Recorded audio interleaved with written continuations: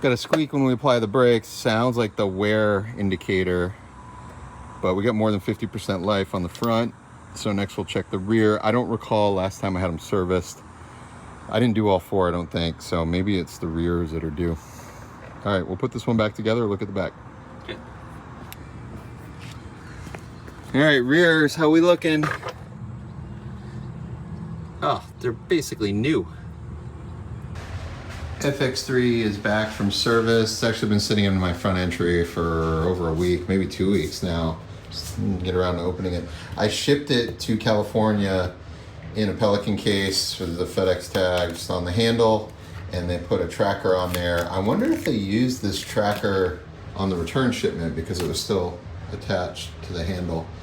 But I'm going to save this box because I think the Burano body will fit in there. Soon I'm going to send the Burano back to Sony to get the update. What is the update? Now I forget. Oh, new was a new OLPF free update. That's also been sitting for 2 weeks now on the floor here. I need to return it to its case. I've been in limbo. I had this travel leg, one interview that we keep missing, and booked the airfare to go do it last week, 2 weeks ago, and then it rescheduled a second time, and we're on our third reschedule now. We're going to go this week. FX30 just updated the firmware, so I should now have the big 6 menu, although I got to figure out how to turn it on. FX3, I tested it with the new main board in monitor and control via my iPhone, and it's working correctly, so I'm now running the firmware update. I regret now I didn't save all my user profiles on the FX3 before I sent it in, so I'm going to have to rebuild this camera to my preferred button and frame rate and look, color settings. Here it is, big 6, much more user-friendly in theory. I think the big thing is now to jump between slow and quick mode and sync sound. It's all the same state like an RA camera. You just do it on the menu here. It's been so hot, as it always is in Texas. I've been procrastinating all this, but as things cool down this fall, I need to do some housekeeping. All of these milk crates, 2, 4, 6, 7, 8, 9 milk crates, with the exception of the shop vac, this hose, and this hole saw kit. These are all items from when I moved from California that I have not touched. I've got crates of old grip rigging hardware. It's all still current, relevant stuff. The size of projects I work on now, I don't use any of that kit. Those 2 milk crates on there are empty. I've been slowly picking through and getting rid of things. Got some newer panels. I'll probably hang on to those. There are some Mole Tweenie tungstens. We're just finalizing the 2024 taxes, filed for extension. The deadline's coming up on the 15th of this month. I've been in this storage unit for about 4 years now, $150 a month. So it's like $7,000 over time. Built this wooden riser to shoot PBR World Finals, and this was the first year in like a decade that I didn't work it or have gear on the show.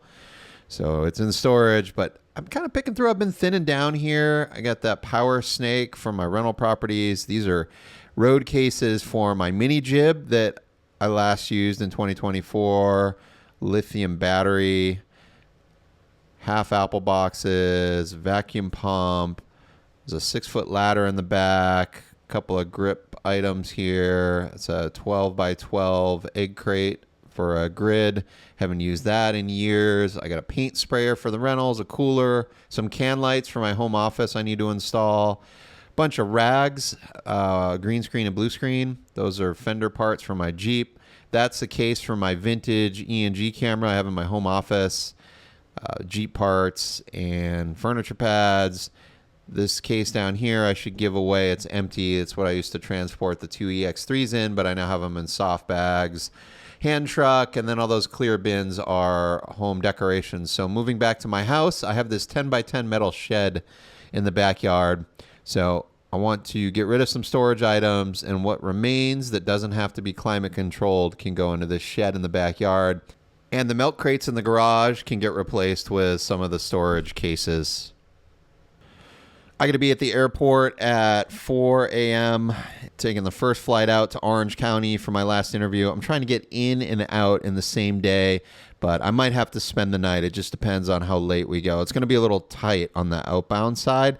That wasn't a budget choice. That was a personal choice. I just want to get get home and get back to deal with some other prep for an upcoming project. Also got me thinking about how I want to travel next year for this award show. If we continue to shoot on the Burano next year for interviews, I'm realizing I don't need this heavy duty sockler. It takes up a lot of space in the Pelican, and it's about half the 50 pounds of checked weight.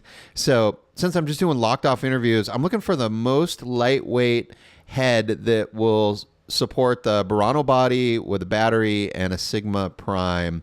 So if you get any suggestions for an affordable travel tripod, it can essentially be a disposable tripod. And then that freed up space in this Pelican from a weight perspective, I'd like to add a portable menace arm and a small LED tube light so I can start adding some shoulder wrap on my interviews. For this final interview, it's a standalone piece. It's not one of the nominees, so I'm just going to shoot FX3, and I'm leaving the gimbal behind as well. We're going to do a little bit of potentially slow-mo B-roll. I'll just use active stabilization to get a little bit of camera movement. And in this case now, I can carry on the camera and lenses, and then I'm bringing an FX3 body as a backup in the same case. Got a little bit too much stuffed in this think tank roller. So I'll rethink that for the next one. When I get back in town the following Monday, I've got a Zoom call for another upcoming travel project that needs to shoot ASAP. They already picked some dates, and their dates I can't do. I'm going to be in Vegas for this award show, so I'm relieved they were gracious enough to attempt to reschedule. But I won't know it's Wednesday as I narrate, and I'm not going to know till we get on the call on Monday. And I just got in another 5-day hold request. They don't even know if they need me all 5 days. It could be all 5. It might be only 4. It might be 3. It might be scattered and not consecutive in that 5-day window. But that I know is going to conflict with this new travel project, and this 5-day hold is local. So this has just been my life the last couple of months. I end up with multiple holds that are not solid, and they're these frustrating block holds. And then I pick the wrong thing to get firm on, and it unravels, and I end up just not working. As these Pelicans have been sitting in my office at home in airline mode, I did a better job this year of keeping the airline kit isolated from the local work kit in the van. I've got obviously enough redundancy.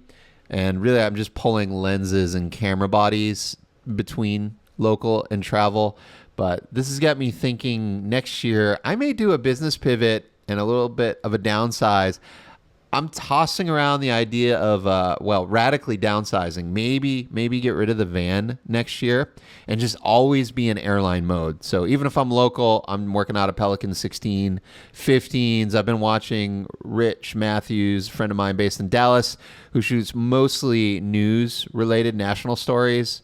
And I did a breakdown of his SUV earlier this year. No, maybe it was last year. But anyway, I would like to be more like Rich in the coming years, and I need to do a breakdown and analysis and see how much missed revenue and shoot day opportunities there would be if I no longer have a van package.